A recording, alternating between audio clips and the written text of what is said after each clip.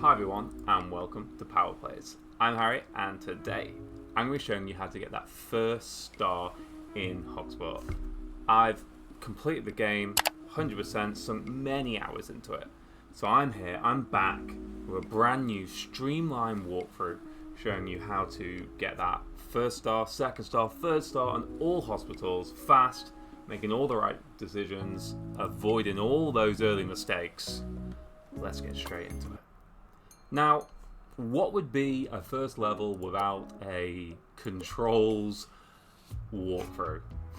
Now, I'm going to assume you guys know how to move the camera around and stuff, so let's just get that done and get straight into building a reception. Now, building a reception, quick and easy. You can actually unlock a reception room later on, but I actually always prefer the reception desk, and this is what we're going to do.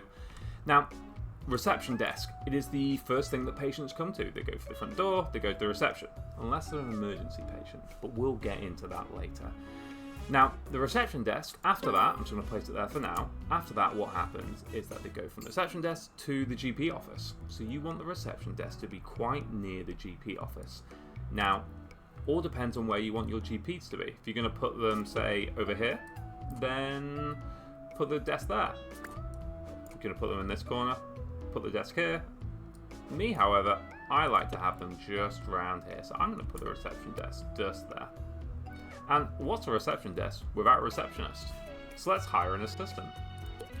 So again, we're going to jump back to the big shiny button down here, and we're going to hire an assistant. Now, the number one mistake with hiring staff is hiring polluted skill trees like this. Like, you'd think that Sandy Periwinkle is a great employee. They even have potential. But they're not really going to be that good at anything. You want, for example, a GP to be to the max of the GP skill. So here, they've only got one. And that it's just not efficient. So I'm actually just going to reject all of them. I know we don't need a GP right now, but essentially what I want is them to get the new applicants, and you can see you get new applicants every so often. So we're going to move to assistants. Now you can see here we have an absolutely fantastic assistant here.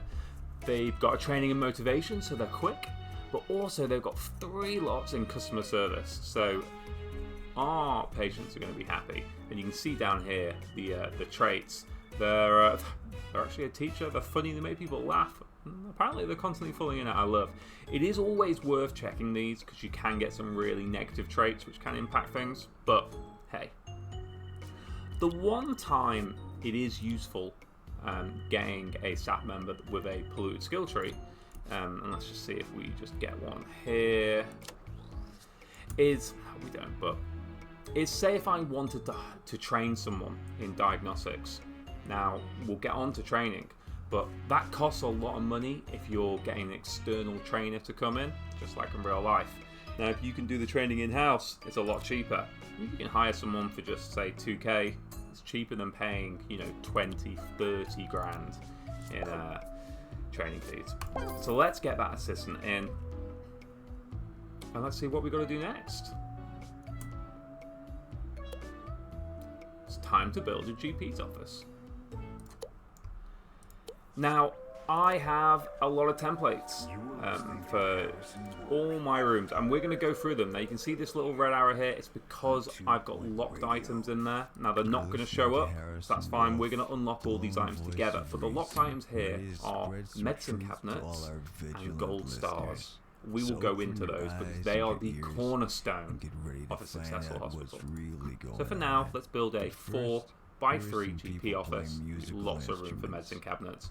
We want essentially the door pushed up to the side, and we want this desk as close to the door as possible. Make sure to disable the grid snap on PC as control, and the reason why we want it as close to the door as possible is just so patients just go in, sit down, and they can go back out. And it's really quick. As little time as possible. So let's get a GP office down, and next, let's hire a GP. So back to the hiring board. You can see we don't have a GP or a doctor trained in any GP skills or diagnostic skills. Now, this doctor is a treatment doctor, as I'd call it. You know, they've got the one training in treatment, or one skill in treatment, and they've got no other pollution. I'm actually going to hire them, but it's not for the GP office. So let's just have a quick look. Hopefully someone else is going to come in. We'll just delay progressing things just a bit longer and see if we got a decent person in. Now, they aren't trained in GP, but they are trained in diagnostics, so it's probably going to be best for now. But they're slower than usual, but let's just throw them in, and then let's get these controls sorted. So let's rotate the camera, let's pitch. I'm sure you guys know all about that. And let's follow our first patient to diagnosis. And there we go. Our first patient is diagnosed. Now what we need to do is we need to build, as you can see there, a pharmacy. So let's get building a pharmacy. I've got yet another template for the pharmacy. Again, a 4x3. What I'm going to do is I'm just going to build it here because I'm going to leave this gap for another GP office. What you want to do is you want to make sure that all your diagnosis rooms are kind of clumped together and your treatment rooms are kind of a bit separate. It's just going to really help with the patient flow. Now you can see this is a 4x3. Again, it's going to have lots of medicine cabinets and gold stars. It's also got a fire extinguisher. I like to have fire extinguishers in every room that has a machine.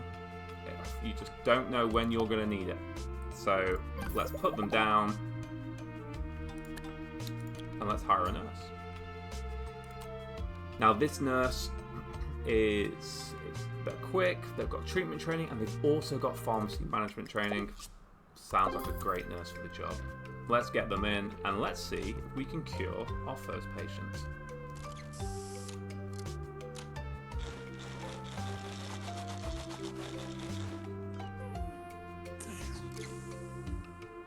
Started exploring past lives. There we go. We cured our first patient. Insert balloons and celebrations. What is next for us to do? Well, we need to hire a janitor. What janitors are going to do is they're going to maintain machines, they're going to process all upgrades, they're also going to make sure the place is spick and span. So as you can see here, this janitor is trained in mechanics so they can do good upgrades. This one's trained in ghost capturing. Look out, yes, there's ghosts. So let's hire this janitor for now because we're not going to upgrade any machines anytime soon. So we'll stick with this one. And let's see what we got next. Keeping people happy. Now, I'm not going to lie, this isn't for me. I keep my patients happy a different way. So what I'm going to do is I'm just going to drop these down and I'm going to delete them straight away. And I'll explain why. The pathing mechanics on this game are just slightly off. What will happen is if a patient is, say my GP office is over here, but I've got benches over there. What a patient might do is they might walk, even if they've got a free bench next to them, walk all the way over there, sit on that bench. Or they might go all the way over here to interact with this entertainment item, all the way over there to go to this drink machine or snacks machine. Then when it's their time to go into the room, they've got to walk all the way back, and it just delays everything. Yes, it looks nicer. I completely get it. People want to play that way, completely get it. It's not for me. I want to build efficient hospitals which are going to be getting that first star as quickly as possible. So they are gone. What I do have though is a staff room. Definitely need a staff room. Again, this is going to be 4x3. There's going to be multiple items in here which we're going to unlock later. I'm going to unlock them via kudos points if I haven't made that clear before. Like the punching bag. That's going to be really helpful. It's going to increase happiness, as you can see there. And what it's going to be is that staff room, we're going to drop staff in there for 5 seconds and they're going to be fully energized and fully happy. It's the way we like to roll. I'll be showing you exactly how to do those perfect templates. Check out my channel for videos on the staff room template, the GP template, and many more. Alright, what have we got next? Toilets and bins. So toilets, I like to do a slightly skinnier one, so you can see 4x2. I've got 3 toilets here, 3 sinks here, and a hand dryer. Fairly simple. You can see the sinks and the hand dryer increase hygiene levels, very important for some tasks and some star requirements. And then of course we've got the toilets. A couple of these in a busy hospital is all you need. Now, something we've not done yet, and it is usually one of the first things I do in hospitals, let's just get these out of the way, is go to the overview, head over to policy, and make sure you've got that fast track decision making in. It's maybe not as important right now because we've only got one diagnosis room, the GP office, but the second we get a second diagnosis room, which is going to be really soon, fast track decision making is so key. What it will mean is that patients won't bounce back and forward all the time to get diagnosed. They'll go straight to treatment as soon as they hit this threshold. So what will happen if you don't have this ticked is they'll go to the GP office, they'll say go to the ward, and then even if they're ready to go for treatment, they'll then go back to the GP office and then get sent for treatment. The GP office is one of the most overcrowded rooms. People always need to hit the GP office, so you want as little people to go there as possible if they don't need to. So make sure you've got that ticked. I like to promote staff automatically as well, just save some time. There are a few levels where I don't click this, but I will specify it if so. And I like to have diagnosis threshold about 90%, between like 85 and 90%. I only pump it up if we have a really high cure rate challenge. So let's get that done. Second, prices. Now, I like to put all my diagnosis prices at minus 100%. Why? Are you mad? No, I'm not. They don't bring in that much money, diagnosis. So you can see 100 there. If I put it to the max, it'd only be 1,000. That's not that much money. It's not. Now, by putting it at minus 80%, which is the lowest you can get for diagnosis, it boosts happiness, and I will show you that it boosts happiness. But what I do is I increase the treatment to 100%. Now look at that difference, 1,000 to 10 grand. It's the same multiplier difference, but it's in cash terms, it's so much more money. And essentially our lower price for diagnosis, what it does is it gives them that happiness boost so that when they go play the high treatment prices and they get lower happiness, it doesn't impact them too much. Yes. Now let's rock down 2 bins. Again, I'm not really going to keep them. And let's just have a look. We'll see here. This is going to hopefully be a £10,000 treatment or more.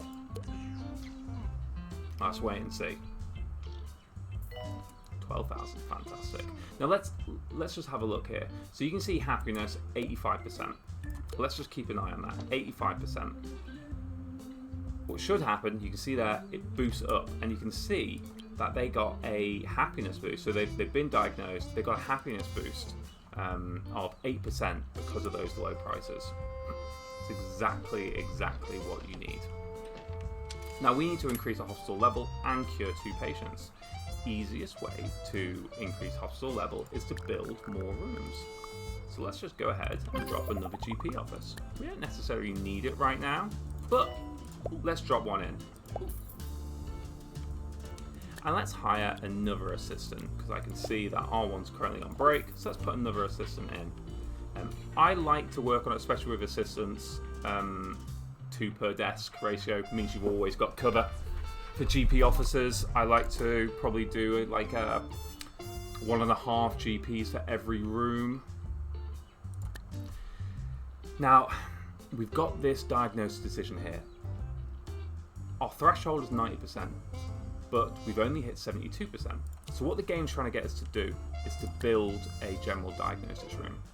Now, I don't want to do that because I want to use the ward instead. The ward is a multi-purpose room. It does both diagnosis and treatment, and it can hold multiple patients at once. It's fantastic. General diagnosis, not so much.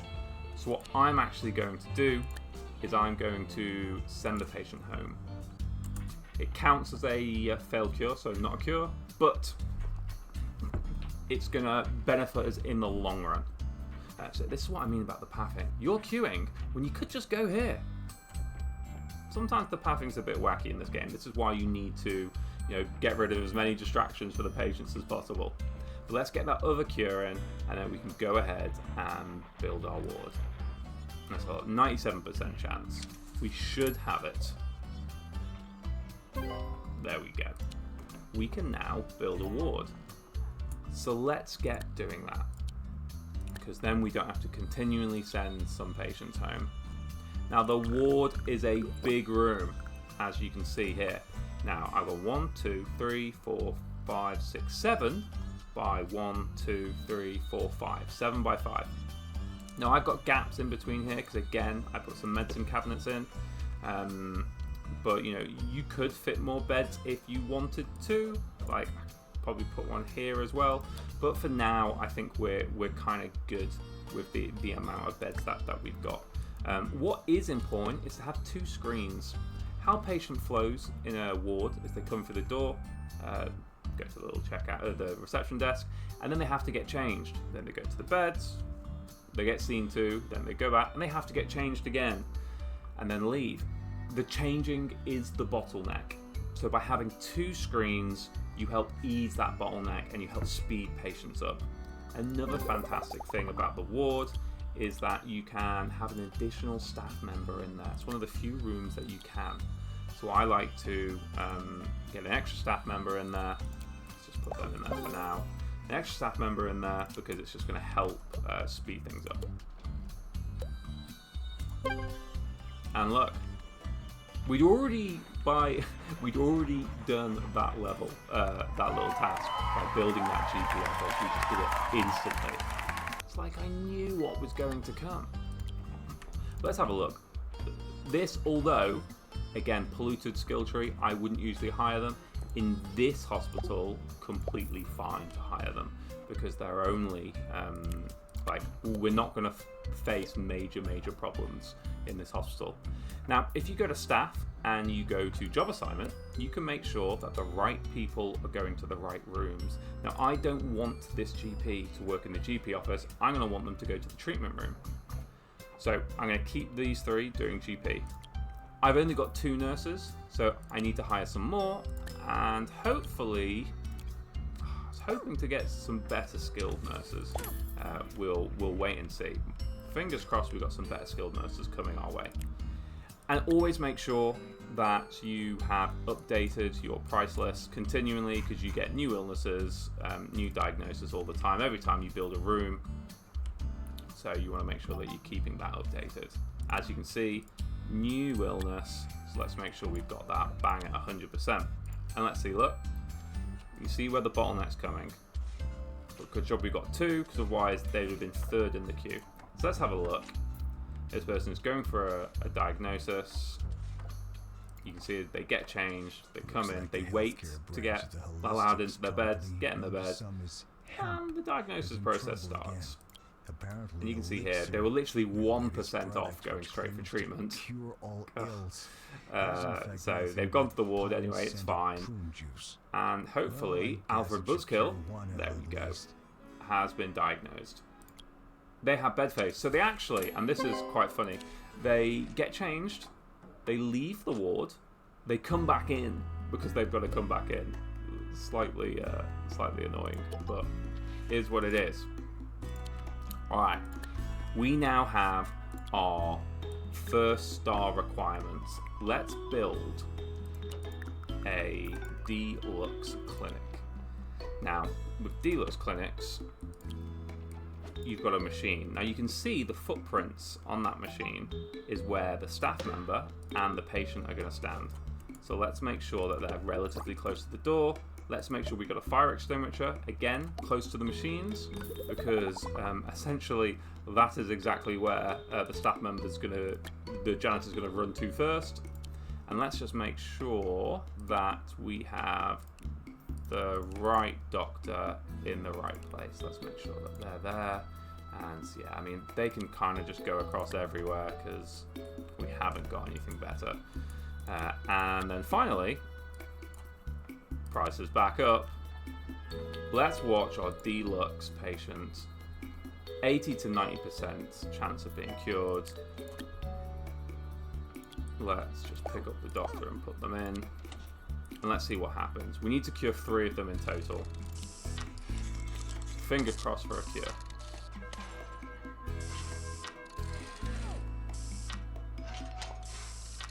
And there we have it, our first deluxe clinic cure.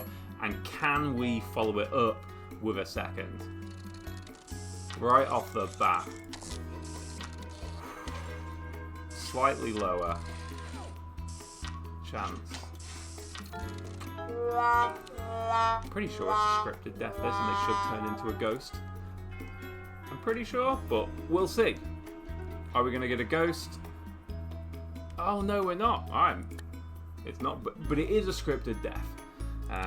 You do want to make sure that you have a janitor with ghost capture. Always at least one. You will need more on bigger hospitals, but at least one. You're definitely going to need it.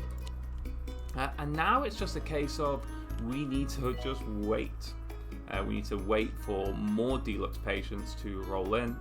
Now, the quickest way of doing this would be to increase your hospital level as much as possible, increase your reputation. That will introduce more and more patients. And there are other ways of doing it later on in the game, but not quite there yet. How you increase hospital level is by increasing the overall size, more rooms, more staff members, etc., etc. And reputation is going to be on your cure rate, on your prices, and a few other things. But we'll get into those. Let's see if we can get a second cure right off the bat.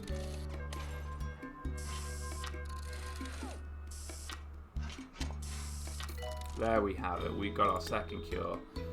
They're at 88, so I'm going to send them for treatment. And we have a new illness. It's one of the tougher illnesses that we've got. So let's make sure we're charging them through their nose for it. Make sure we're getting that cash in. It's always worth just every now and then just popping, have a looking at some of these tabs. You can see how your hospital values broken up of. You can see like your staff happiness, what's happening with your patient, your reputation. So you can see my reputation's low, purely because of prices. But you know, my staff happiness is all right, so it's kind of up. My patients are happy, fine. I've got decent cure rates. So you can see that there are a few things that make up reputation. You can have really high, sky-high prices and have 100% reputation. Trust me. And it is what we will be doing in this guide. So now we've got to wait for another deluxe patient to come in. So insert some editing here.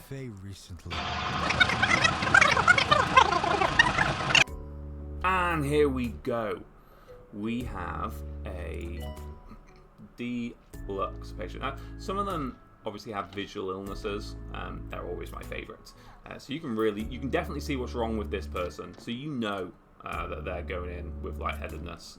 Well, maybe not lightheadedness, but they need a deluxe clinic. There are multiple illnesses that you can get. Lightheadedness being the main one. Now we've got 84%, and that's because our staff skill isn't high. We'd improve that with a higher treatment skill tree, but we didn't need it. We got that first star. So if you found this useful, do make sure you subscribe to the channel. Drop the video a like and comment down below. How quickly did you get that first star? Also, check out the rest of my channel because I've got plenty of tips videos, plenty of what not to do videos, and a lot more walkthroughs. Thanks for watching, and I'll catch you on the next episode. Bye for now.